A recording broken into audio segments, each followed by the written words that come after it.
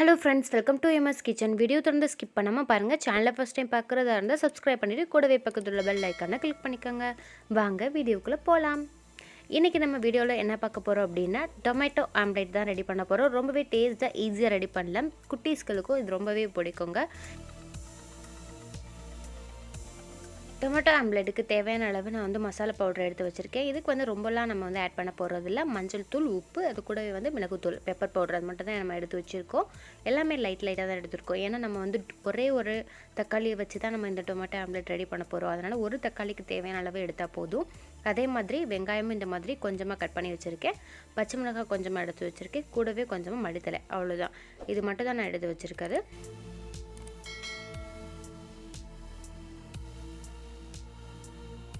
அடுத்து நம்ம இதுக்கு தேவையான தக்காளி பழம் எடுத்துக்கலாம். நல்லா பழமாக பார்த்து நீங்கள் எடுத்துக்கோங்க. நான் இந்த மாதிரி கொஞ்சம் பெரிய சைஸாக எடுத்திருக்கேன். ஆம்லெட் செய்கிறதுக்கு நல்லாவே இருக்கும். அதனால் கொஞ்சம் பெரிய சைஸாக எடுத்துக்கோங்க.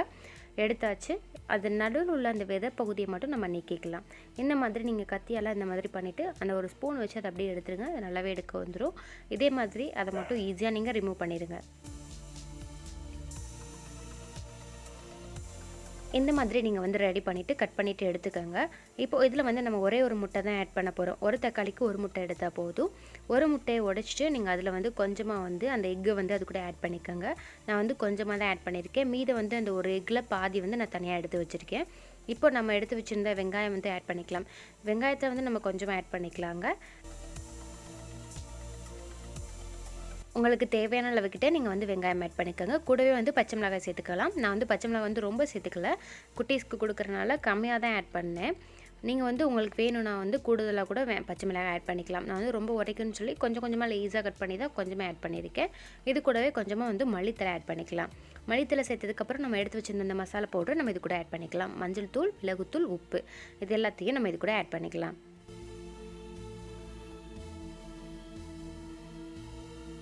இதெல்லாம் ஆட் பண்ணதுக்கப்புறம் மீதம் உள்ள அந்த முட்டையும் நம்ம இது கூட ஆட் பண்ணிக்கலாங்க. அவ்வளோதான். இப்போ இதையும் நம்ம இது கூட சேர்த்தாச்சு. அடுத்து நம்ம இது கூட கொஞ்சமாக வெங்காயம், அதுக்கப்புறம் மல்லித்தழை, அது ரெண்டையும் நம்ம இது கூட ஆட் பண்ணிக்கலாம்.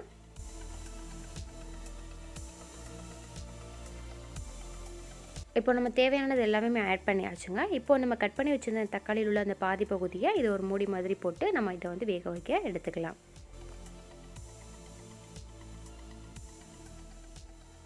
நார்மலாக நம்ம இட்லி வேக வைப்போம்ல, அதே மெத்தடில் தான் நம்ம இதை வேக வச்சு எடுக்க போகிறோம். தண்ணி நல்லா கொதிச்சிட்ருக்கு. இப்போ நம்ம தக்காளி பழத்தை இதில் வச்சுக்கலாம்.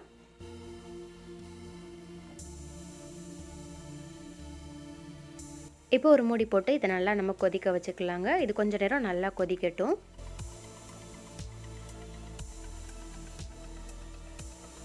கொஞ்ச நேரத்துக்கு அப்புறம் நம்ம இதை ஓப்பன் பண்ணி பார்க்கலாம். நல்லா வெந்துருச்சு பாருங்கள். தக்காளியோட தோல்லாம் நல்லா உறிஞ்சு வந்துருச்சு.